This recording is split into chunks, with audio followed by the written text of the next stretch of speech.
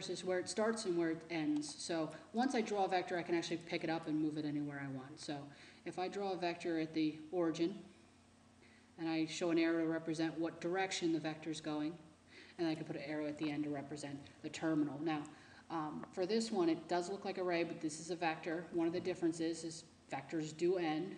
That arrow represents its direction, but it actually does end at that arrow. So this is what's called the terminal point.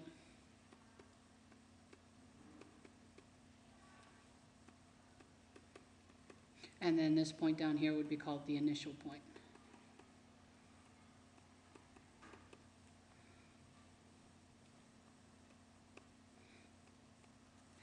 Now, one of the ways I can represent a vector is I can use what's called XY notation. So this is called coordinate notation. Coordinate notation is very useful when I want to add vectors that are not right to each other. So we'll be doing more of those on those worksheets. So when we write a vector in coordinate notation, you draw a bracket, you've got the x coordinate, the y coordinate, and that's your vector. Now, those are not a point, so we need to make sure we have a bracket. And this x represents the distance in x from the initial point to the terminal point, and this represents the distance in y. Okay. And if I move the vector, I don't do the distance from the origin, it's always from the initial point to the terminal point. So that's one way. This is useful for, again, adding. The other way I can represent is to use what's called magnitude and direction. And with this, you'll get a magnitude, which is just the size, so it's the length of the vector. And you'll also get an angle.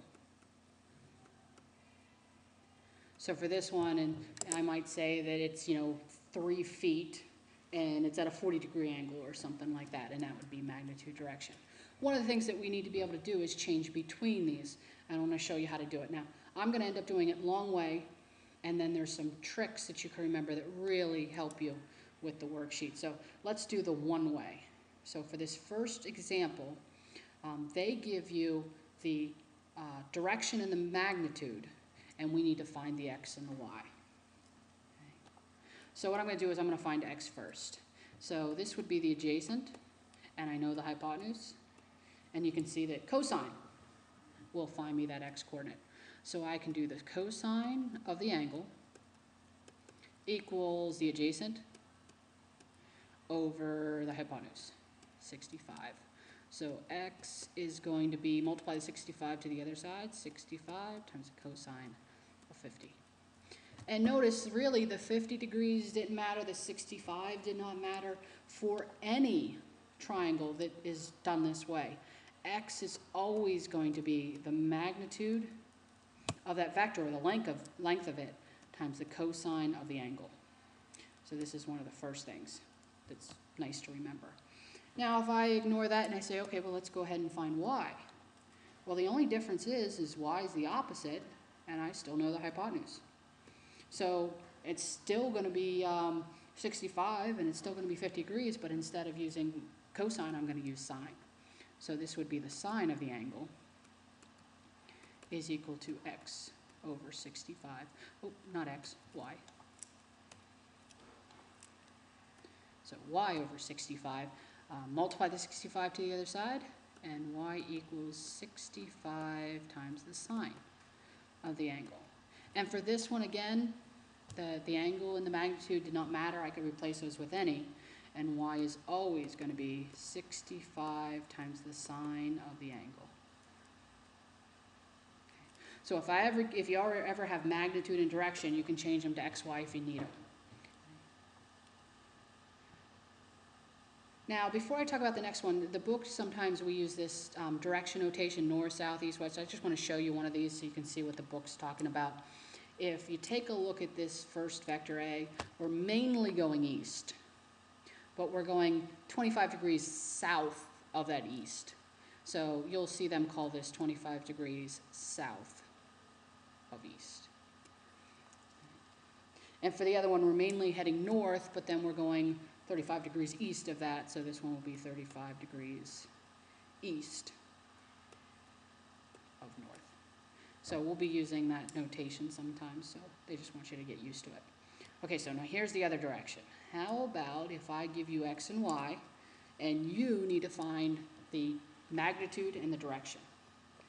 So if you look at this triangle, they give you the x and the y, and you notice that the length of it is just going to be the Pythagorean theorem. It's the hypotenuse of a right triangle. Okay. So for this one, the magnitude is just equal to the square root of, and I'm going to write them as positive since I'm just going to be squaring them. So the square root of 40 squared plus 25 squared. You put that in your calculator. That'll be the magnitude. Now in terms of the angle, I need to find an angle, and I know parts of the triangle. So this would be the opposite. This would be the adjacent. So for this one, we're talking about tangent. So I can write a little trig thing that says the tangent of x is the opposite over the adjacent. And so x is just the inverse tangent of y over x, and because they're both negative, I can even write it as 25 over 40. Okay. And so I can get the magnitude and direction. And for both of those, again, the triangle was not unique. That'll work for any triangle. So here's two more things to remember in order to change it back to direction: magnitude. The magnitude is always equal to the square root of x squared plus y squared, which is the Pythagorean theorem. And the angle is always equal to the inverse tangent of the y value over the x value. Okay. So those two things can really help you when you're changing them back and forth, so you don't have to draw the triangle each time and solve for parts of the triangle. So these combined with the other ones are going to be a lot of the things I'm going to use in that second worksheet. Okay. So to add vectors, all you do is you add the x to the x and the y to the y. That's why the xy notation is so very useful. So here's a rule that shows you that. You add the x's together, you add the y's together. Don't worry about the notation. If you take a look, that's all you're doing. So if you see the example they want me to add the two vectors together. What I can do is take each vector and change it into the vector notation. So this one right here would be to the left one and up 2, and this one right here is going to be to the right 4 and up 3. So if I add those two together, I add the x's together, I add the y's together, and this is what's called my resultant vector. Now one thing that's kind of cool to notice is that if I pick up one of these vectors and I put it at the end of the first vector, and it doesn't matter which way you do it. So I'm going to pick up the c vector, and I'm going to move it to the end of the a vector. So it would look like this. And remember, vectors, the location of a vector does not matter. It can be moved anywhere in the coordinate space, and it's still the same vector. So if I take a look at the resultant vector, it would be from where I start the first one and where I end the last one. So notice my resulting vector is over 1, 2, 3, and up 5. So the combination of those two vectors is just like, I think of them as stringing them together. You take where the one ends and start the next one, and if you have multiple ones, you just keep on going. And the order doesn't matter. If I pick up A and move them to the top of C, it ends up being the same vector. And when you add these, sometimes it's useful to do that, and sometimes it's useful just to write down their coordinates and add them together. It's the same thing. Okay, I want to get to some of the problems that you had to do. So this worksheet gets progressively harder as you go. The first page, these are all right angle vectors, which is kind of nice because when you add them, you don't really have to change them back to coordinates. And by the time we get to the last page, we'll be changing all of those to coordinates to be able to add them. So here's the first example. A man walks east 45 meters. So here's him walking east 45 meters. And then he turns south 23 meters. Now at first I'm going to write it at the origin just to show you something. I could write it at the end of the 45, which is probably I would do if I was doing this problem on my own. I just want to show you something. So south 23. Now what I want to show you is if I write the vectors like that, adding them doesn't really make sense. So if I move that 23 to the end of the 45, what I end up getting is a very nice resultant vector, which forms a right triangle. So for this one, it's nice because to find the magnitude, it's just the Pythagorean theorem of the two vectors, and the angle is just going to be the inverse tangent of the 23 over 45. So the magnitude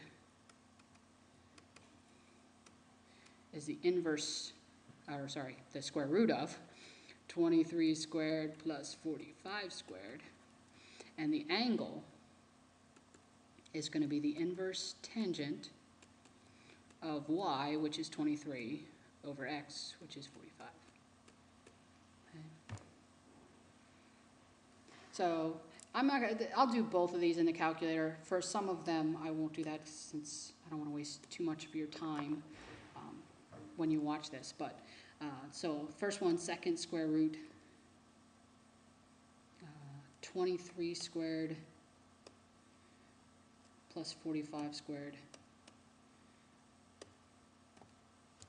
So my magnitude is 50.54.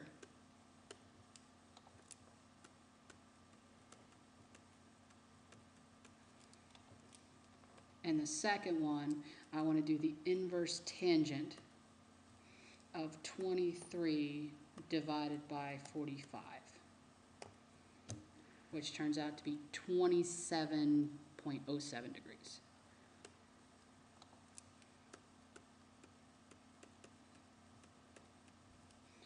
Now, when I give my final answer, I want to make sure I pay attention to the units, and I also want to make sure I pay attention to what direction this thing is going.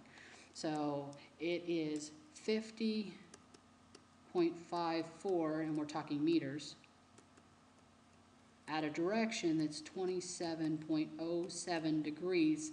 It's a little south of east.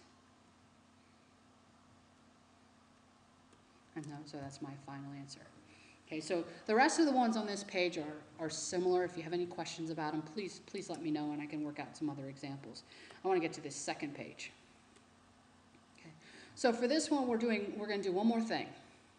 I'll not only do I want to do the resultant vector, and I want to do the direction and the magnitude. Okay, so I can figure out the x, y coordinates for each one of these. I can add them together, but then I'm going to have to change it back to a direction and a magnitude. Now the top three are nice because they're already lined up tip to toe. So for the first one, the resulting vector is from the beginning of the first one to the top of the last one. So the resulting vector for this one would be over 1, 2, 3, 4, and up 1, 2, 3. Now, notice if I add the vectors together just using the coordinates, I'll get the same thing. So the first vector is over 4 and up nothing. And the second vector is over 0 and up 3. So when I add them together, I end up getting 4, 3 anyway. So notice there's no difference between my answer. And especially for the later ones where they're not set up tip to toe, you might just want to change them all to XY notation and add them that way. Okay, so now to find the direction and the magnitude. First thing I got to do is the magnitude's the Pythagorean theorem, or this is a 3, 4, 5 right triangle. So the magnitude is going to be 5. Now I also want to find this angle. Now when you find all of these angles, go to the beginning of your resultant vector and draw a horizontal line. These are not north, south, east, west. So here's how we're going to do our angles. If you draw a horizontal line at the beginning of your vector, that's going to be 0 degrees. And what you're trying to find is how far from 0 degrees you are. So for some of these, you're actually going to go past 90. You might even get around past 270 in some places like that. So you're always going to count that vector. Okay, so to find this, I'm going to use tangent. So it's going to be the inverse tangent of y over x. So 3 over 4.